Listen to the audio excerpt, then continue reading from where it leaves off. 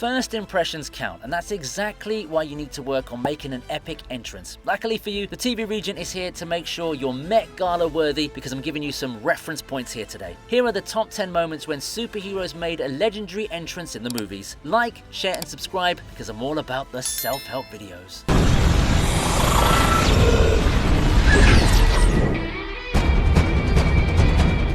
Look, if you're Gal Gadot in a Wonder Woman outfit, then you don't really need to work on your entrance, do you? It kind of just works out in the end, doesn't it? Now, Batman vs Superman clearly had its focus on DC's most popular and beloved characters, but honestly speaking, between a Batman with mommy issues and a heavily underpowered Superman, I just couldn't get Princess Diana out of my mind. Sure, she only had a cameo appearance in the movie, but man, did she make it count or what? As you'd expect, this entry covers her first proper look in the iconic Wonder Woman outfit, and it's not just about the swag of her appearance, it's also about how she shows off her powers. I mean, Doomsday is out there with a laser beam strong enough to destroy a city, and here she comes blocking it with her wrist shields as if she's trying to avoid excess sunlight. Not to mention the fact that she's just saved both Superman and Batman from destruction. Well, Clark would have survived the blast, but I can't say the same for Bruce. It's not a burn, I'm just stating facts.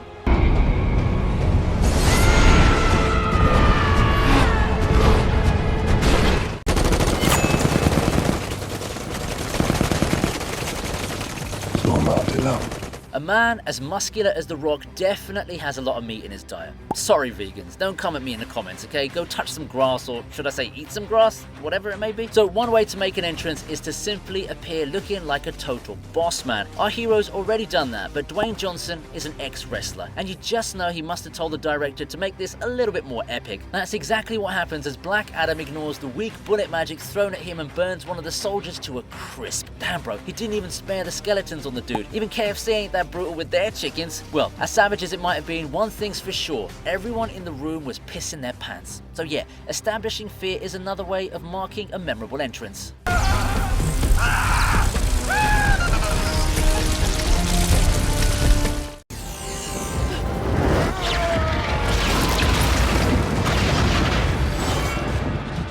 Man, don't you just love a classic rock song? It goes with pretty much any kind of scene, whether it's a live performance or an overpowered god making a grand entrance. That's right, Thor has somewhat become of an expert when it comes to showing off himself in his glory. No, I don't mean the scene in Love and Thunder, get your mind out of the gutter. What I'm talking about is the God of Thunder's extremely epic appearance right after blasting Hela with a gigantic bolt of electricity. Everything he does here goes perfectly well with the beats and the chords of the Immigrant Song. Oh yeah, he also gives us a thunderous smolder, unleashes his lightning attacks, and even spins around to show us he's not just about the muscles. More than anything else, I'm just obsessed with how synchronized the entire sequence was, you know?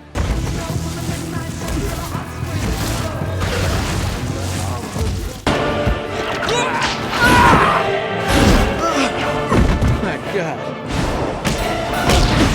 Here's my favorite mutant from X2. Nightcrawler has a lot of things going for him. He can teleport, he's got a great personality, and most importantly, the dude's German. All he's got to say is a few fancy words and all the ladies are going to be like, enchanté. Okay, I digress. Let's talk about how he pulled off one of the most impossible tasks in the world, breaking into the White House and almost killing the President of the United States. The entrance he makes is filled with teleportation scenes, so it's hard to pinpoint one particular moment, but yeah, the sequence is freaking brilliant. It's fast-paced and also showcases Nightcrawler to be an intelligent operator, and even call him a smooth criminal if he actually completed his mission. Alright, look, this entry doesn't exactly show what a superhero should be doing, but Nightcrawler is a good guy in general, so it counts. Plus, this list really needed someone from the X-Men franchise to make an entrance.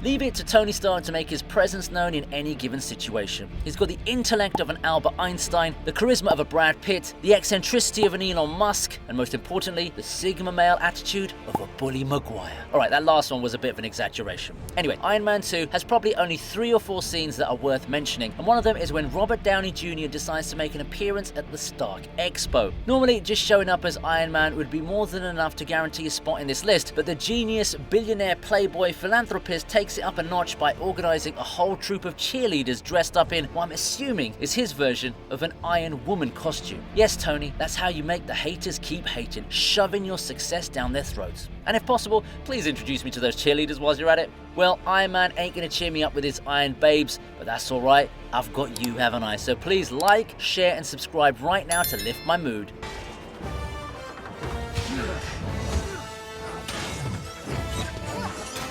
I guess you wouldn't think of Steve Rogers as a man who'd look scary coming out of some shadows, but guess what? He did it before Robert Pattinson made it look cool. The Infinity Saga remains the gold standard of franchise filmmaking, and Avengers Infinity War was the perfect introduction to the culmination of a decade's worth of world building. Yep, I know there are scenes that I mention a lot more often than others, but I never really gave credit to Captain America for spooking the living daylights out of Proxima Midnight and Corvus Glaive. Like, these guys have proven themselves worthy enough to serve Thanos, and they're also giving Wanda and Vision a run for their money by the time Chris Evans decides to show up with his new beard. In this case, I'd say the build-up is what really adds to Cap's appearance, and of course, it helps when you look fine AF.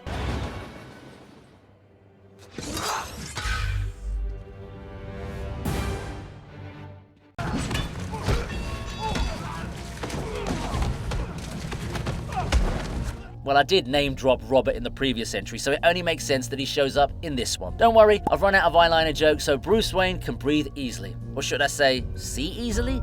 I can't help myself, can I? Anyway, if you hear me mentioning the word shadow, you can just rest assured that Batman's opening monologue is somewhere around the corner, just like the Caped Crusader himself. This is once again an entry that really works because of the fabulous music score that creates an amazing payoff once Batman makes his entrance. I've also got to give it to Michael Giacchino for pulling off such a stellar job with this performance. Yeah, I know the TikTok kids only remember discovering a Nirvana classic for the film, but hey, I'm a certified movie boy.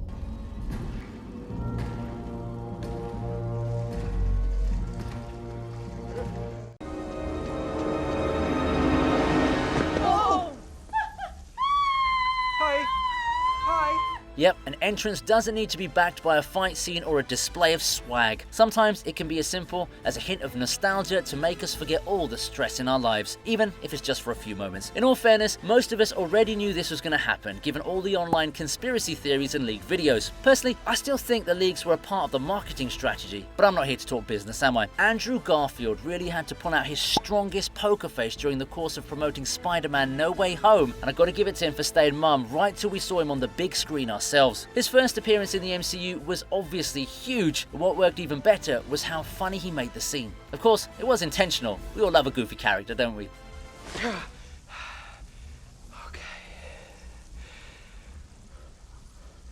Who the hell are you? I'm Peter Parker.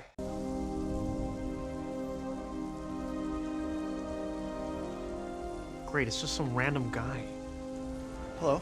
Andrew was at 3, and Toby was always going to be higher, right? This is the man who gave us some of the purest memories we still look back at to reassure ourselves that all is well with the world. Alright, I'm not going to ride that emotional train right now. The reason why Tobey Maguire's entrance comes in higher than Andrew Garfield's is self-explanatory, and if you're not from the 2000s era, then I can't really explain how big of a deal it was to people like myself. I hold the OG Spider-Man trilogy very close to my heart, and that's why the simple sight of Peter Parker awkwardly walking through a portal comes above the other entries, which objectively do look cooler. This one in particular is a legendary entrance in the true sense of the word. So how does he still end up being at number 2? Well, honestly speaking, I also wanted to see Bully Maguire in all his glory, so this is my way of being petty about it.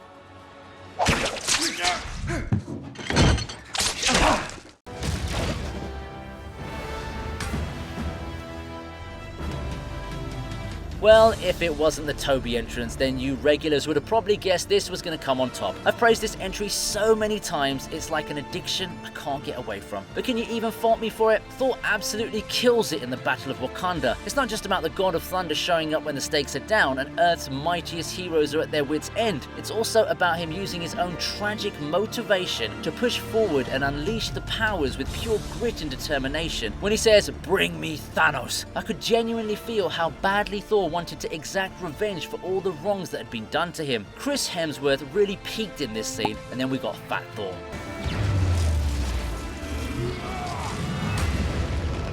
So, were you surprised by my entries? Let me know if I bamboozled you enough to warrant a second volume in this series. Like, share and subscribe to show your support, and check out my exclusive links in the description below. Alright then, I'll see you next time on the TV Regent.